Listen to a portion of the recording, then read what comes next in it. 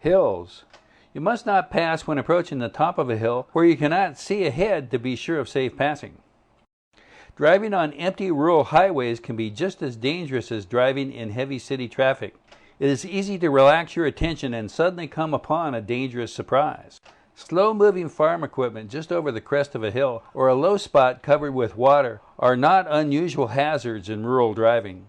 Stay alert, watch for warning signs, and slow down when approaching curves or hills that block your view of the road ahead. You must check traffic behind you.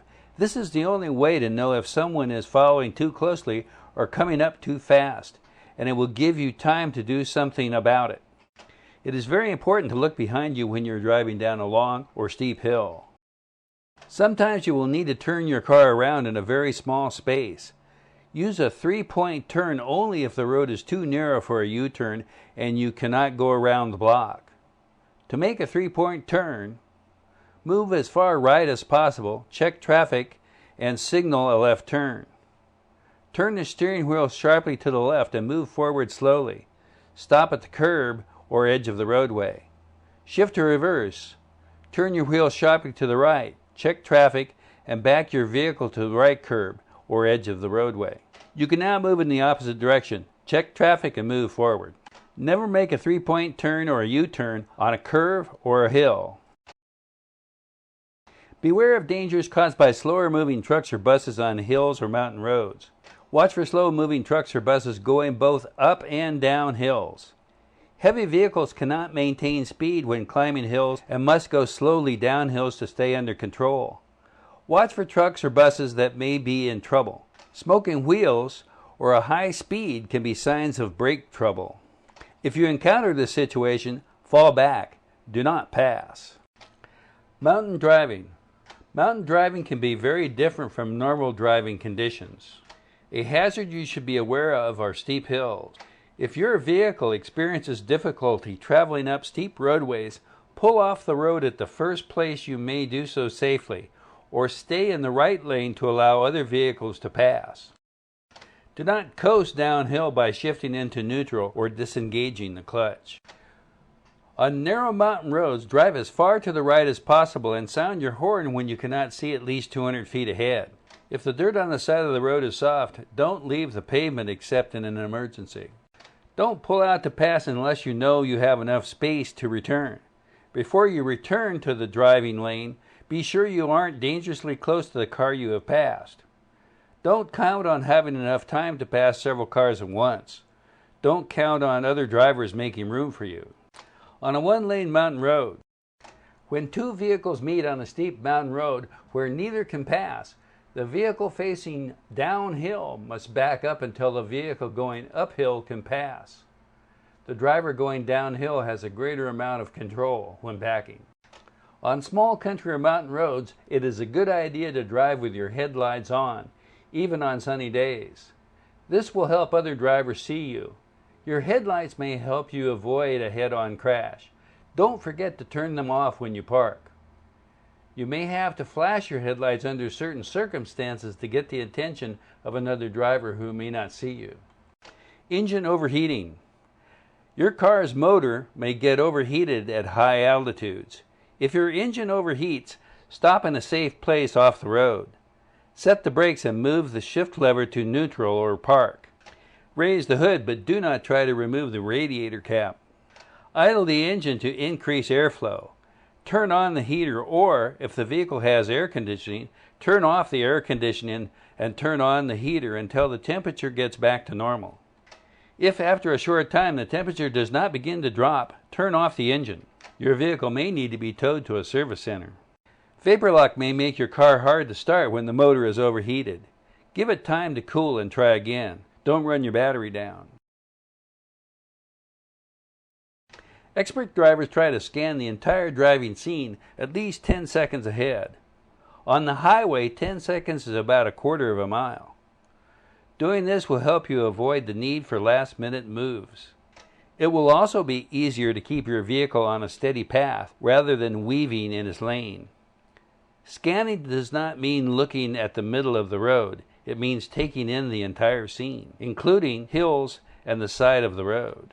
Scanning the road ahead and around you helps you see vehicles that may be entering your path by the time you get there, signs warning you of hazards, or signs routing you to another road. You also should make sure you have a good view of any hill or curve. If a long line of vehicles is in your lane, you may have to travel for miles before you can pass. Be patient. A long line of cars coming toward you may indicate that the driver is about to pull out to pass. Keep a close watch and look for escape routes. If a vehicle ahead stops suddenly, you are in trouble unless you are alert. Look as far ahead as you can. That way you may spot trouble ahead that might cause the driver in front of you to slow or stop suddenly. Slow-moving vehicles. Vehicles traveling at speeds of 25 miles per hour or less, such as farm equipment, must display these emblems when using a public highway. Be prepared to adjust your speed or position when you see this sign. A vehicle must have a slow-moving vehicle sign mounted on the rear if it is built to be used at speeds of less than 25 miles per hour. The sign must be a standard type recognized nationwide. It has a red reflectorized border and a fluorescent orange-red center. Farming and construction machinery and equipment must display this sign except when guarded by a flagger or warning sign. The sign must also be on the rear of mopeds or golf cart type vehicles driven by disabled persons. These vehicles may only travel on streets with a top designated speed of 25 miles per hour. Do not use these signs in any other way except on these vehicles or machinery. When you are following a large vehicle, such as a tractor-trailer, that blocks your field of vision of the road ahead, you will need extra distance to see around the vehicle. Do not pass if you cannot safely return to the right-hand side before coming within 200 feet of the oncoming vehicle. If you cannot safely return to the right-hand side before the solid yellow line begins.